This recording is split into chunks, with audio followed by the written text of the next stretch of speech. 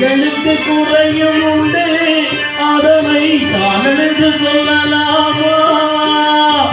என் தாயும் நீ இருக்க உந்தன் செல்ல மகன் வாடலாமா?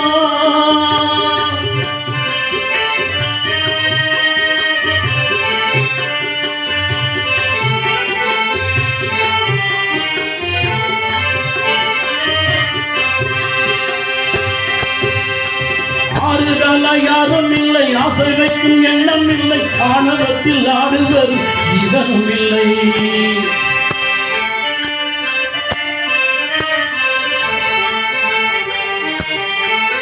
ஆறுதல யாரும் இல்லை, ஆசை வைக்கும் எண்ணம் இல்லை, ஆணவத்தில் ஆடி வரும் ஜீவனும் இல்லை.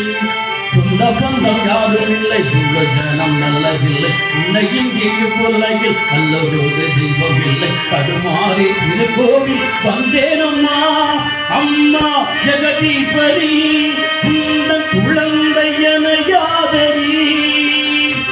அம்மா ஜெகதீஸ்வரி, இந்த குழந்தை என யாதரி. நீ வந்து தாயாக என்னை தாங்கணும், உன்மடி மீது தலை வைத்து நான் நீங்களும். சலனங்கள் இல்லாமல் மனம் தூங்கணும், மனம் தூங்கணும், மனம் தூங்கணும். எங்களுக்கு குறையும் உண்டு, அதனை காணெழுந்து சொல்லலாமா? என் தாயும் நீ இருக்க உங்கள் செல்ல மகன் வாடலாமா?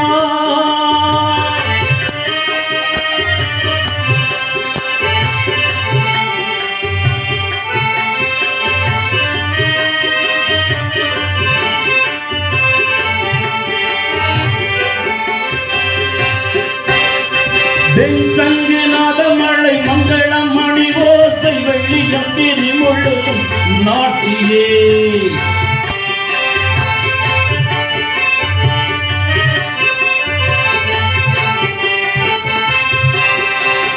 வெண்சங்குநாத மழை மங்களம் மணி ஓசை வெள்ளியம் திரிமுழுதும் நாட்டிலே. முத்துமணி பாதங்களில் நட்டின கதங்கள் போலி சத்தமாக ஒலித்திட உள்ளடகையில் போலி உன்னை பாடும் நாளெல்லாம் திருநாளம்மா. அம்மா இல்லை காளி, அம்மா உலகாளும் திரிசூலினி, எனையாளும் இல்லை காளி, அம்மா உலகாளும் திரிசூலினி. சிவனோட நீதொட்ட கதையும் பொய்யே, அவனாட்டம் தனிவுள்ள சக்தியும் நீயே. மனதைது அருள்வாயே இல்லை காளியே, இல்லை காளியே, இல்லை காளியே. எங்களுக்கு குறையும் உண்டு, அதனை காணெழுந்து சொல்லலாமா? என் தாயும் நீ இருக்க உந்தன் செல்ல மகன் வாடலாமா? காளி மகமாயி கருமாறி அபிராமி என பாடியதும் கேட்கவில்லையா?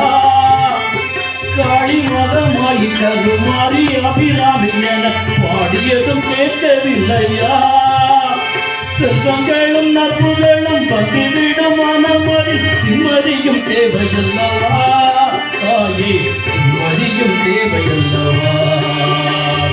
எங்களுக்கு குறையும் உண்டு, அதனை காணெழுந்து சொல்லலாமா? என் தாயும் நீ இருக்க உந்தன் செல்ல மகன் வாடலாமா? உந்தன் செல்ல மகன் வாடலாமா? உந்தன் செல்ல மகன் வாடலாமா?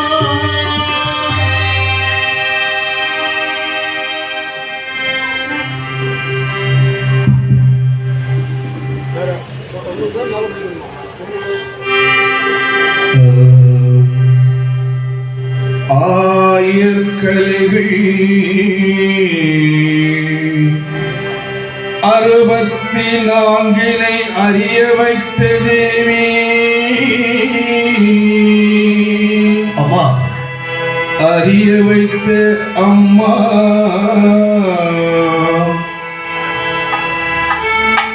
அருளரை செய்திடுவாயே. தும்பிகை நாயகனே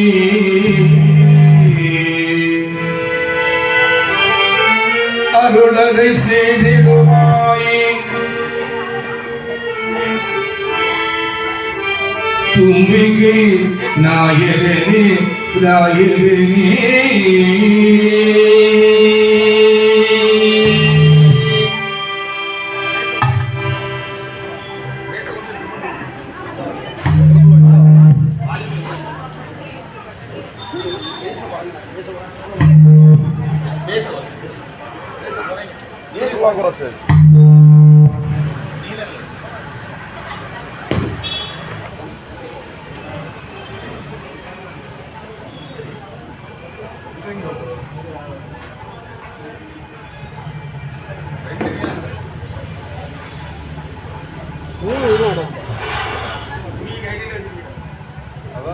അത് കൊടുത്താൽ വരുന്നത്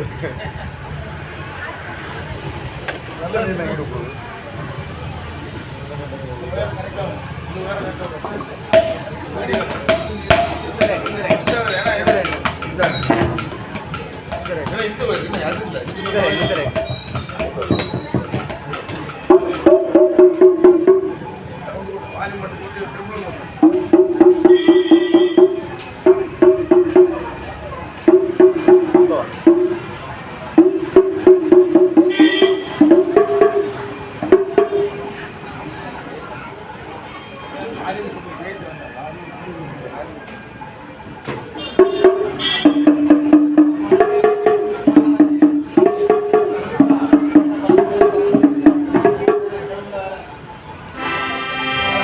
முருகா,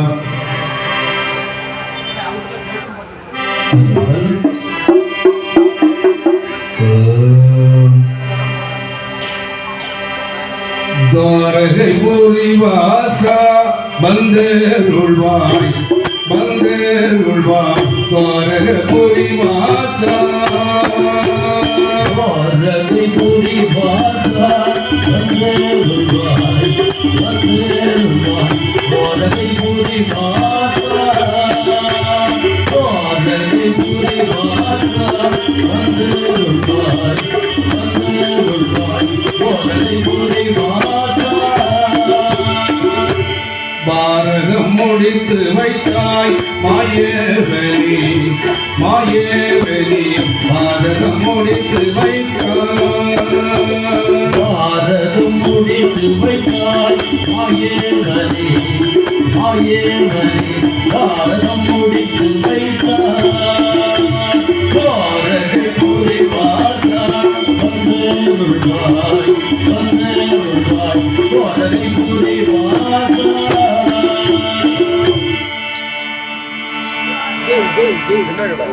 மகாபாரதத்தில் பகவான் தச அவதாரம் எடுத்த என் அப்பன் மகாவிஷ்ணு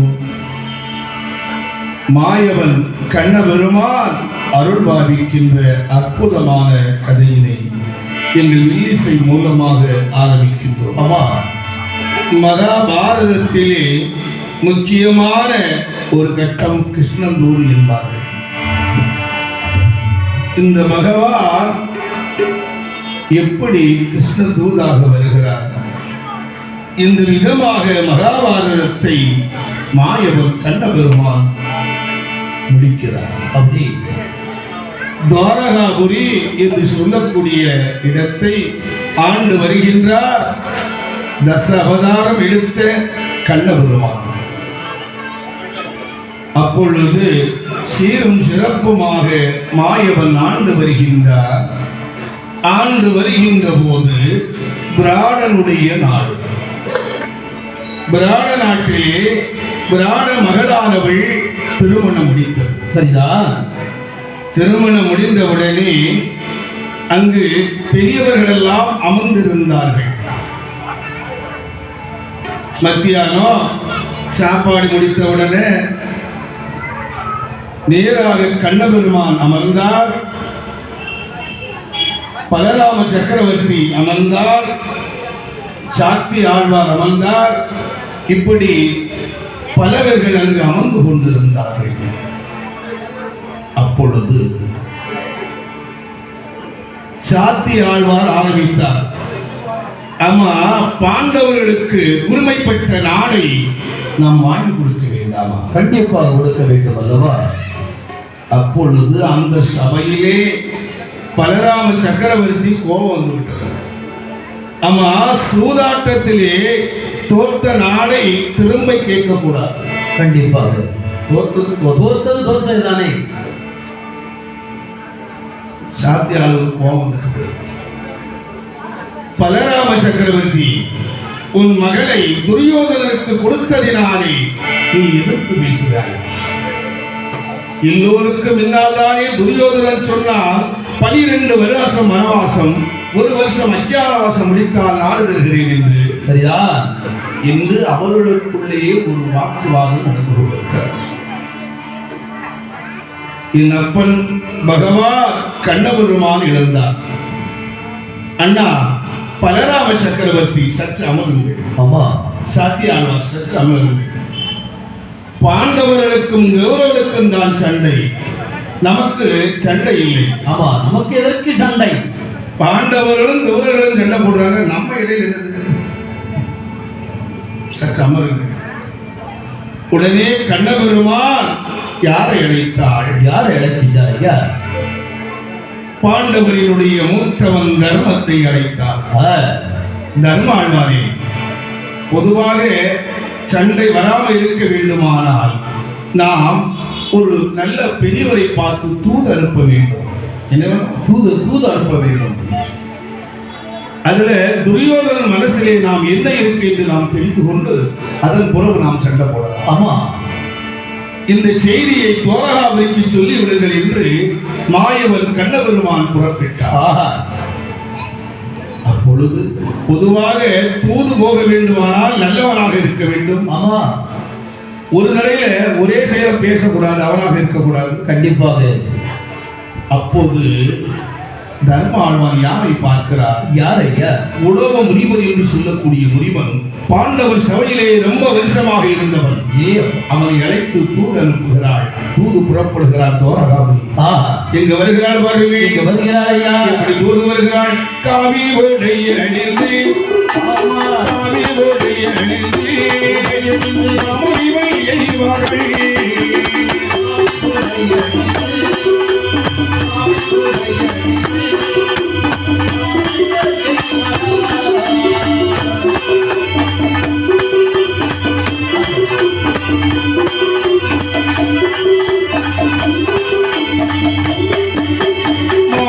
தூது வந்தானே, ராமனிவன் தூது வந்தானே, அசினா புரமதியே.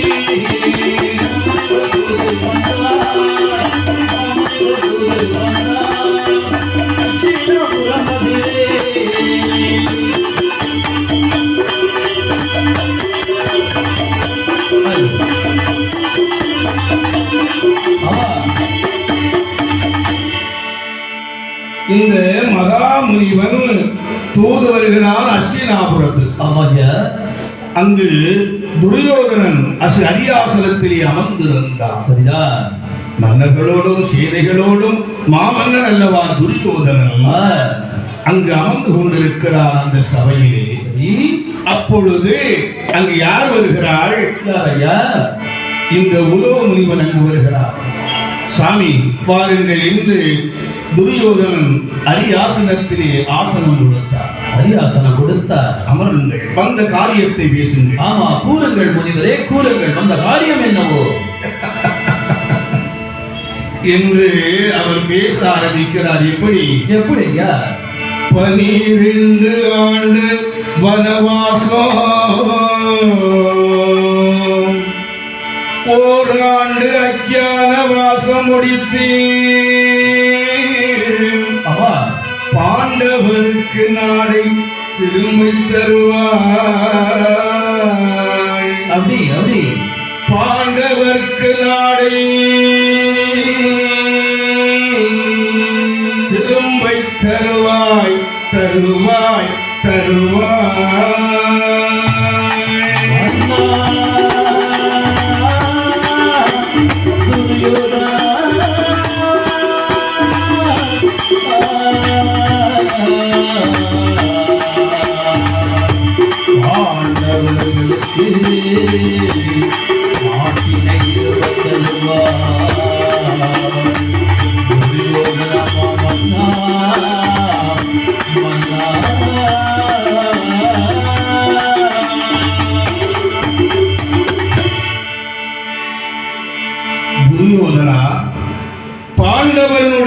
நாடு 12 வருடம் வனவாசம் முடித்தார்கள்.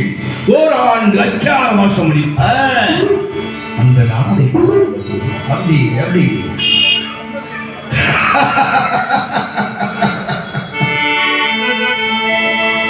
சூதாட்டத்திலே தோற்றவர்களுக்கு நாடு ஏது? முனிவரே, காடாண்டவர் காடு, நாடாண்டவர் நாடு. பலே பலே. பலம் உள்ளவர்கள் நாட்டை ஆள வேண்டும், பலம் இல்லாதவர் காட்டைத்தான் ஆள வேண்டும். ஆமா, ஓடி ஒளிந்து வாழ வேண்டும். இந்த சபையில சத்தம் போட்டு பேசுறான் துரியோதனன். அந்த சபையில விருதாழ்வார் எந்திரிச்சார். துரியோதனா, நிறுத்து. பாண்டவர்களுக்கு நீ நாடு கொடுக்கவில்லை என்றால் ஒரு குல நாசம், அழிந்து விடுமடா. அர்ஜுனன் ஒருவன் போரும், அவன் வில்லெடுத்து வருவானானால் உன்னுடைய அஸ்தினாபுரம் அத்தனையும் நாசம். ஓடியாகிவிடும். அங்க இருக்கிறான் அவன் மட்டுமா இருக்கிறான். தர்மன், பீமன் இருக்கிறான். எதை எடுத்து வருவானால் உன்னோடு அவனுக்கு சண்டையிட இயலாது. ஆமா, நாட்டை கொடுத்து விடு. ஒரே போடு. எல்லாம் சித்தப்பா உட்காரு என்று சபையிலே பேசினார். இது உட்காரு, நாடு கொடுக்க மாட்டேன்.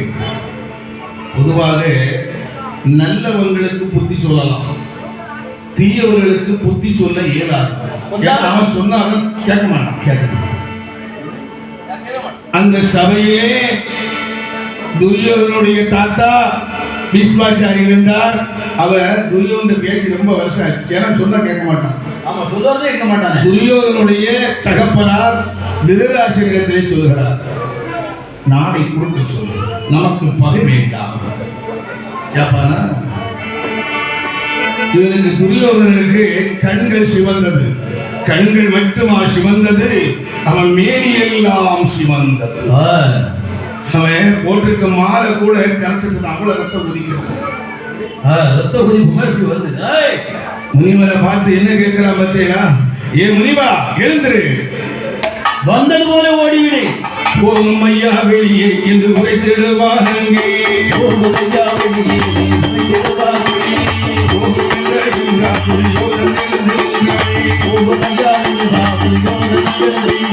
சயவை விட்டு செல்லும், சபையை விட்டு செல்லும், வெளியில் போகும்.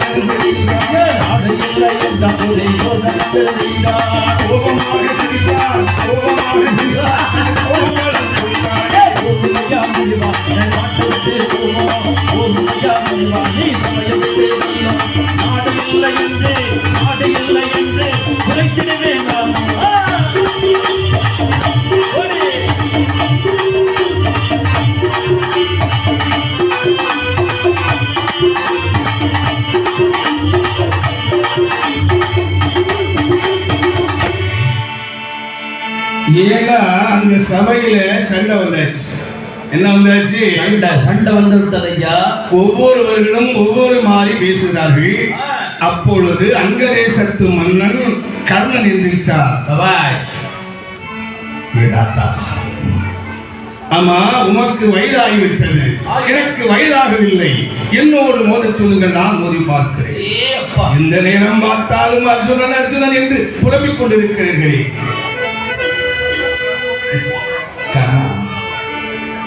உன்னுடைய வீரத்தை பார்த்தேன், பாஞ்சாலியினுடைய சபையிலே நான் உன் வீரத்தை பார்த்தேன். அந்த வீரை தூக்க உன்னால் ஏறவில்லை. அவளுடைய திருமணம் முடிந்த பிறகு அங்கு பிராமண குலத்திலே பாண்டவர்கள் வந்தார்களே, அவரோடு மோதும் போதும் நான் உன் வீரத்தை கண்டேன். உன்னுடைய வீரத்தை நானும் அறிவேன். பிராமண நாட்டிலே பேடியாக வந்தானே அர்ஜுன், அப்பொழுதும் உன் வீரத்தை நான் காண்பேன். தாத்தா, அண்ணனை ஏளனமாக பேசாதீர்கள். முனிவரே வெளியே செல், உம்மாலைத்தான் இந்த கேள், வெளியே போ, நான் தரமாட்டேன். நான் அப்படியே சொல்லவா? ஓமையா மாடு கிடையாது, போ இன்று சபையை விட்டு விரட்டினான் துரியோதனன். ஆமா, இந்த உலக மாமுனி நேராக தர்மால் மாற்றை வந்து சொல்கிறான், அவன் நாடு தரமாட்டாங்கிறான்.